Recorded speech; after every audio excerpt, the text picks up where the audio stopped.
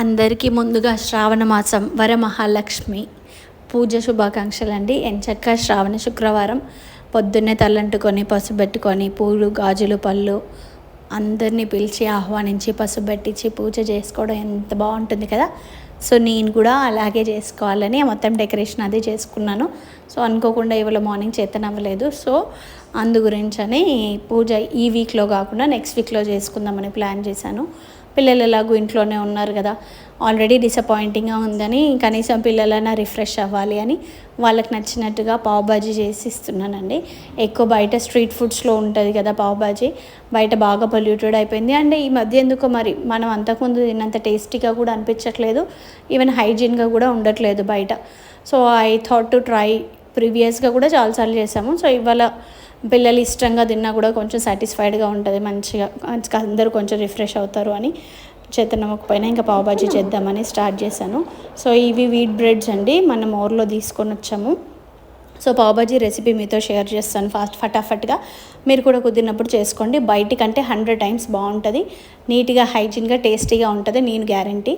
So ముందుగా ఆలుగడ్డలు బాగా ఉడికించుకోవాలి. కొంచెం ఉప్పేసి తోలు తీసిన తర్వాత పీల్ తీసిన తర్వాతనే పీసెస్ కట్ చేసుకొని ఉడికించుకోండి, తొందరగా ఉడుకుతుంది. సాల్ట్ కూడా దానికి పడుతుంది కాబట్టి టేస్టీగా ఉంటుంది. లిటిల్ సాల్ట్ వేసుకొని ఉడికించుకోవాలి, మ్యాష్ వేయాలి, అంతవరకు ఉడికించుకోవాలి.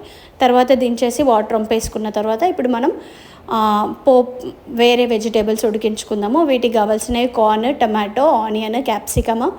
సో ఇవన్నీ నేను ఇంట్లో ఉన్నాయి కాబట్టి కార్న్ కూడా వేసాను. సో ఇవన్నీ కూడా సపరేట్గా పోపు దినుసులతో ఫ్రై చేసుకోవాలి. తర్వాత లాస్ట్ విజిల్కి ఏవైతే మనం మ్యాష్ చేసి పెట్టుకుంటామో పొటాటో, అందులో ఇవన్నీ కూడా యాడ్ చేసుకొని ఒక విజిల్ వచ్చేంత వరకు ఉడికించుకోవాలి. సో దట్ అన్నీ బ్లెండ్ అవుతాయి. మళ్ళీ మూత తీసేసిన తర్వాత లిటిల్ గరం మసాలా, కొరియాండర్, కొత్తిమీర, పుదీనా, కస్తూరి మేతి కూడా యాడ్ చేసుకోవచ్చు. ఉంటే కొత్తిమీర పుదీనాతో పాటుగా ఒక లెమన్ కూడా పిండండి, బాగుంటుంది టేస్టీగా. మనం సర్వ్ చేసుకునేటప్పుడు చిన్నగా ఆనియన్స్ కట్ చేసుకొని ఒక లెమన్ పీస్ పక్కన పెట్టుకొని తింటే చాలా అంటే చాలా బాగుంటుంది. హోమ్ మేడ్ పావ్ బాజీ అండి, సీరియస్లీ చాలా అంటే చాలా బాగుంటుంది. మీరు తప్పకుండా ట్రై చేసాము బాగుంది అని కూడా కామెంట్ చేయాలి. సో పాప ఎక్కువ కారం తినదు, కొంచెం తినిపించాను అది ఇది చెప్పుకుంటూ, కానీ ఇంకా తినట్లేదు అని పాలు పోసాను. బెల్లం పౌడర్ వేసి పాలల్లో ఇచ్చాను అనమాట. మేము బెల్లం పౌడర్, బ్రౌన్ షుగరే వాడతామండి, మ్యాక్సిమం బెల్లమే వాడతాము. ఇంటికి ఎవరైనా వస్తే ఏవైనా టీ కానీ కాఫీ కానీ చేసిస్తే బ్రౌన్ షుగర్ వేసి ఇస్తామన్నమాట. అందరూ బెల్లంతో ఇష్టపడరు కాబట్టి. సో అలా ఈ డే నా స్టార్ట్ అయింది. అందరికీ వరమహాలక్ష్మి శుభాకాంక్షలు.